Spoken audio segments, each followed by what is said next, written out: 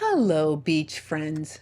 I am excited to finally be hitting the sand. I don't know what is going on here in South Florida with the weather, but it's been raining every day at any time of the day. I planned on going to record yesterday, but the forecast, well, it was pretty grim.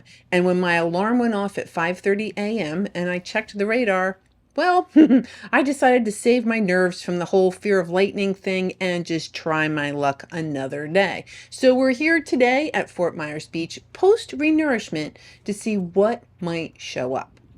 Now, of course, there is a threat of rain for me, and I did pack a raincoat, but with any luck, I won't get chased from the beach. All right, we got stuff here. It also looks like it had been raining. Here's a Florida prickly cockle. Very common, very beautiful. I just adore those little prickly shells. So I've decided that today's theme, other than Lady Finds Some Seashells, is perspective and how perspective can change everything, because it's not what you look at that matters. It's what you see. So we're going to comb Fort Myers Beach and just see what all is out there. Looks like the weather, there's a little bit of fog out there. There's some rain out in the distance. So I'm just going to be paying attention to all of my electronic devices while I'm still trying to find delightful things on the beach, creatures, whatever just might show up.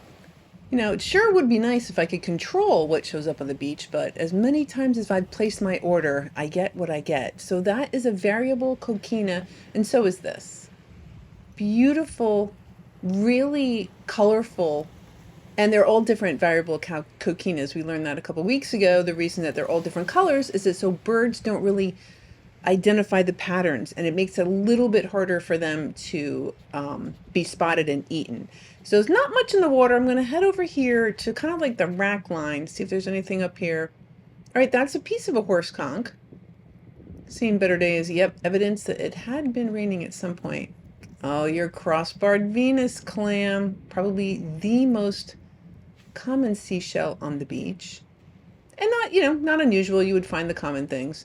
But we are going to find at least a couple of treasures. It is tough this time of year. Summer is not traditionally a great time to go shelling, but I will do my hardest to find some goodies and some creatures, including a close and personal look at some bottlenose dolphin.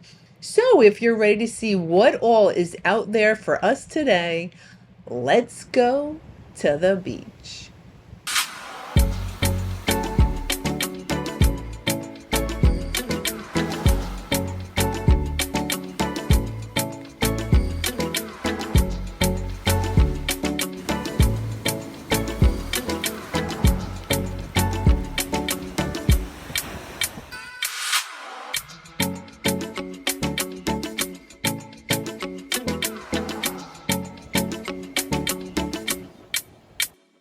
Now, I don't know how you guys roll, but when I go to a beach, I kind of want to know what I'm finding. Like, is this a good shell? What is this? That right there, that is a white Atlantic simile. There are a couple different similes in the simile family. That's the white Atlantic variety. Here is a cardita, a broad-ribbed cardita. Yeah, it's been hanging around for a little while, but I like the strong colors on it. I see pink. Oh, it's broken. Yeah, rose petal talon. This particular beach, Fort Myers Beach, I used to find rose petal talons all over the place, but that really changed once they laid down that new sand. And I'll talk about that new sand periodically. Right here, I see rubble. Yeah, just like broken shells. Nothing terribly exciting. In the summer, if I can, I prefer to shell in the water, but clarity, seaweed, other things can kind of prevent me. The fact that there's no shells there. So yeah, I got my eye kind of beautiful. Those clouds are pretty, but just kind of, I realize there's weather out there, so I'm just going to kind of be aware of what's going on. Although it's hard, I get really distracted by everything on the beach. This is a buttercup lucine. Yep, there's also many lucines, but that one is a buttercup variety. Here's a clam. Now this is a calico clam. It's rather fancy if you ask me. And apparently the bivalves that are called clams are the ones that are edible. So perhaps that's edible. I myself have never gone to the beach and eaten anything, but that's not to say that other parts of the world don't do that. Many, many places do. That is a Sinistrifulgur sinistrum, or a lightning whelk. Oh, a little nutmeg. Cute little thing, and we can see on the other side those columellar folds, those little twisty things. All right, so we have a lightning whelk and a little nutmeg. Oh, and a cockle. Not to be confused with a clam, they are quite different. That one is a giant Atlantic cockle, beautiful strong colors on it. That kind of translated to the other side. I'll talk about that in a little bit too. There's a horsecock. It's been hanging out here for a while. I haven't seen one that size or that color in months. Hopefully soon. Hopefully fall shelling reveals some of the good stuff as the months march by.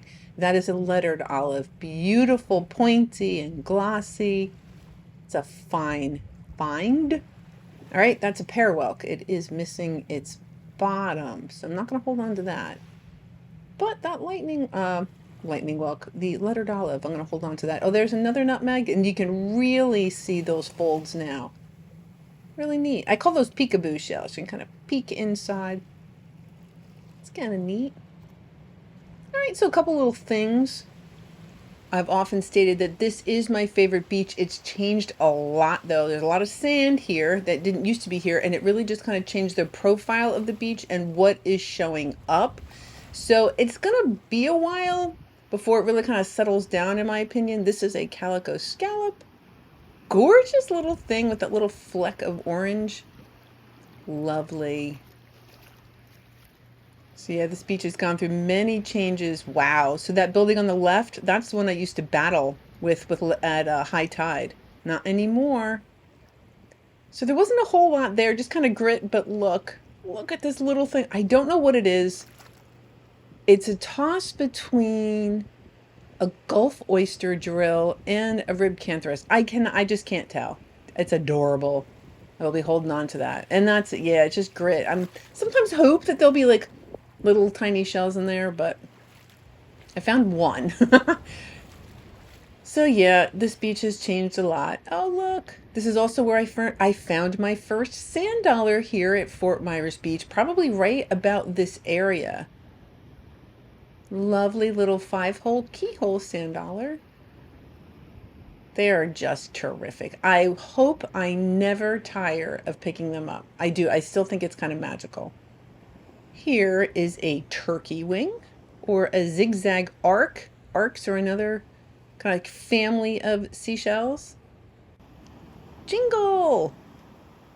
Bright orange jingle. Nice little flash of color.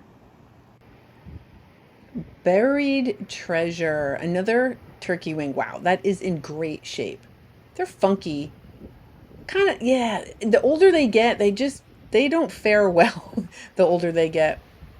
Oh, it's very flat beach, but it's very pretty. Yeah, this was the beginning of where the really good shelling would start. And it's just different right now. I'm gonna have to wait. Just gonna have to wait. I mean, the beach continues to change from before they put the sand down, while they were putting the sand down. Now I just gonna kind of have to wait, like I said. Here's another sand dollar. Terrific. So there are still goodies here, and frankly, it is harder to find stuff in the summer anyway, so I have a couple things kind of working against me as far as coming here to go shelling or beachcombing, really. A couple of sand dollars. Now I will put those in hydrogen peroxide. That's going to be, not all of them. It doesn't work with all of them, but most of them, they'll get really white and it doesn't damage the actual test of the sand dollar. Wow, that is so pretty. So I guess you could see a really flat beach or you could see a pretty morning. I guess that's all about that perspective, right? The birds are loving this seaweed. There's not much trapped. I was kind of hoping that stuff would be kind of trapped in it. Okay, so the tide is still going out. It's not going to be a really, really low tide. It'll be a low tide. like good enough to get me to the beach low tide, but not one of those like killer great negative or zero tide. Yep, I see rain out there. And I just decided, look, if something goes squirrely, I'm just going to break for one of the hotels or of the condos. Like it is what it is. So there's breakers out there. So the sand is piled up and you can see kind of, can you see the white caps out there from the ocean? That's because there's a sandbar out there. So it could be trapping seashells all the way out there. And that means they're not going to make it over here. But is it true? It's possible. I don't know. Oh, look. So this is a horseshoe crab shell. They do molt. And as they grow, they get like crabs. Well, it is, I guess, a type of crab. Even though they're closer related to spiders than they are crabs. But that little seashore arachnid does grow and shed its outer exoskeleton. So that's what that is. Oh, terrible. That is the exoskeleton of fast food. Okay, not really. And that little weird thing, that is either beach brains or sea pork. It's sea pork or sea liver. I call it beach brains. Yes, and more plastic. We'll get that off the beach. So very messy here. I love a messy beach. But it just seems to be more like leaves and stuff. Oh dear. Okay, so there we go. There's some sea pork there, that kind of phallic looking thing. All right, here's another Atlantic giant cockle. Excellent. Oh, it's really pretty interior. Lovely. That sea pork. Okay, there is a Sunray Venus clam. And I don't know if you noticed, it was open just a little bit and now it's not. So that means it's probably alive. And I did, kind of get my fingernail in there. And yep, that critter is definitely alive. So I'm going to leave it here in the water. It's got a lot of periostracum on it. Kind of like that brown, kind of making its shell look messy. And then I felt something in my foot. Oh, look at that. All right. Get one into the water, rescue one from the water. They have a pretty decent hinge. It's not uncommon to find them hinged like that. Yeah, pretty. And if you were to bleach it, it's a really pink kind of shell. All right, back up to the mess. See what else might be up here. I'd love to clean it up. All right, back. Oh, a shell. So an apple murex or the Phyllonotus palmum. Lovely. I have not seen one of those. Those are actually kind of common, but not on a day like today. Not in the summer. I don't think anything except for maybe the cross-barred Venus clams are really common in the summer. But let's see what else shows up. So I was trying to shell in the water, but all the leaves and it was like shelling in chocolate milk. So yeah, I try as I can. All right, here we have another giant Atlantic cockle. Let's take a look at that inside. I typically won't keep them unless it's got a pretty interior. Yep, that'll pass. Lovely. Especially on a day like today. So yeah, I used to pick them up because I'd like to fill them with the rose petal talons here at Fort Myers Beach, but that's changed. For now. For now. Oh, now this is kind of cool. So this is a jingle, and it's very uncommon to find them hinged like that. So they have these things called byssal threads, and that is what goes through that little hole on the bottom of the shell and attaches to a substrate, like a rock or something else. So normally just the top comes loose, and that's why we find only the jingle shells without that little hole in it. So that's pretty cool. A hinged, you don't find those all the time. That is a duck clam, a channeled duck clam. There are also a smooth duck clam. Those are harder for me to find. I tend to find those. They're also called sailor's ears. Shoot, you can call it whatever you want, I guess, but that's what us shelling people call it. Okay, is it alive? Yeah. Oh, it's gorgeous. Right, so we have a 5-hole keyhole sand dollar. It is alive. And well, look at that cilia. So that's how it moves. It's literally just all those little feet kind of help it move along the bottom of the ocean. And then as it finds food, it'll also use those little cilia things to get the food into its mouth, which is on the very center of the other side. So on the underside, Kind of cruises along, eating sand, eating bits of this and that. Yeah, it's hard to shell in water that you can't see through, so I'm going to put that sand dollar in there and see what else. Oh, there's another one. But I can see the sand piled up on the one side, so I know it's alive. I'm not going to disturb it. I'll just leave it alone. I know it's alive. All right, let's keep it moving. So I'm heading toward the south end of Fort Myers Beach, and look at this. I literally heard it. Now, also notice the bird. So a lot of times birds kind of hang out with the dolphins, hoping to kind of like grab the leftovers if there's anything. And so they're hunting. There are 2 dolphins here. So they're likely going to be 2 males. And what they'll do, I've seen them do it before, they kind of chase the fish into the shallower water where it's a little bit easier to kind of catch them. Look how close. So yeah, it's pretty close to the edge there. So it hung around for a little while. This is how I normally see them, like kind of in the distance. It really is. It's very thrilling. And then, yeah, you gotta. That was close. It was very, very close, and it was chasing chasing those fish. Yeah, very exciting. I mean, that's maybe not even 10 feet from where you're standing on the beach. Really exciting. I myself would not be approaching them. They don't care. They're going to knock you over. Yep. So bottlenose dolphin. Really exciting. Now, this is actually also really exciting, like a teaching moment. So I was talking about the jingle and how it attaches through that hole in the bottom and those bissel threads. And I think it's like a teaching moment where I have the jingle, and then the bissel threads are probably attached to that little piece of shell. Now the jingle, I can tell it's in there. It's not alive, but that's really cool. Kind of this like little teaching tool. So I'm going to hold on to that. Well, speaking of jingles, here's another one. I don't know if you noticed that the other hinge jingle, that they were different colors. The top and the bottom were different colors. Here we have a jingle on the left and a Buttercup Lucine. That was what was on the right. Yeah, and I'm still trying to go in the water, but it looks like most of the stuff I'm really kind of finding is up here on the beach.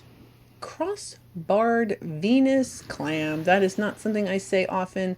I don't pay a lot of attention to them. They're just that common. Sometimes they're very yellow. Sometimes they can be kind of purple, and all different states of being worn down. So, yep, that is a cross-barred Venus clam.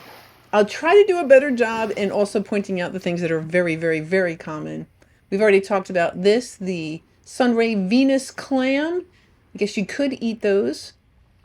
I thought actually if you had your saltwater fishing license, you could take those, but I couldn't find that information again. This is a Florida prickly cockle, and what interested me so much was that the delicate color. So this would be what I think would be considered albinistic compared to a quote-unquote regular Florida prickly cockle. So the albinistic one is on the left, and the regular one is on the right. And even that strong color translates to the top side of the shell too. So just interesting, just one of those things that just kind of interest me. Nice fighting conch. Nothing I'm going to keep and collect. It's kind of got some pits and whatnot in it. Definitely a keeper for somebody. So that is a fighting conch, technically a West Indian fighting conch. And then that is a slipper shell, that it is a gastropod. So that would attach itself, not glue, but it would attach itself to rocks, substrate, things of that nature. Oh, okay. There's one beautiful pink rose petal talon. I'll take it. One is good. It's like hope. That means that they're not completely gone. Maybe they'll come back. So the rose petal talon. At least I know where to find them on Lover's Key. So there's that. All right, lightning whelk. Yeah, a little chip in it. That's a deal breaker for me, but not for somebody else, I bet. So I'm going to leave that there. So kind of, yeah, it's summer. It's slim. Okay, so I've made it pretty much down to the south end of Fort Myers Beach. Guess what that is? What about now? That's a quahog. But because it's juvenile, sometimes they have zigzags on them, and clearly sometimes they have kind of those little ridges on them. So that's a juvenile quahog. Interesting how they can just be so different from the small to the large, to the adults. Oh, thunder. All right, let's check the old devices. Yep, there's something out there. Keep an eye on that. So far, so good. I haven't been chased off yet, so I've been able to enjoy this absolutely beautiful morning here on Fort Myers Beach. And I do think it is time for me to be quiet and allow everyone else to enjoy some beach time.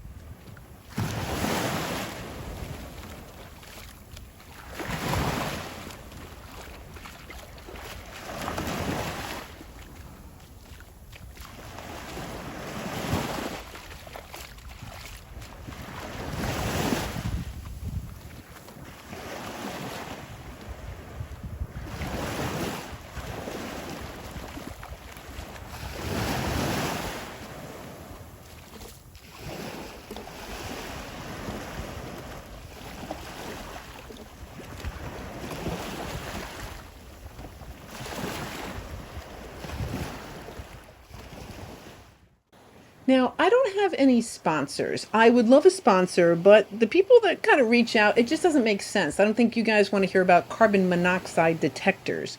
So I don't accept those offers, and I'm able to do that because of my Patreons. So, Patreons, I cannot thank you enough for allowing me to keep my brain focused on all things beach and all weather and just things that would make your time at the beach more enjoyable instead of me trying to figure out how I'm going to weave in some software or just any other kind of products that just don't make sense. So Patreons, thank you for allowing me to really just concentrate on all things beach and not worry about any of those other kind of products or software or things that just don't make sense for the channel. Cute little bird. I tried to figure out what kind of bird it was, and it turns out some of these birds, they change their colors based on the time of year. So yeah, I got stuck. It's not a ruddy turnstone. It looked like the size of a ruddy turnstone, but the coloring was just off, and I couldn't figure it out.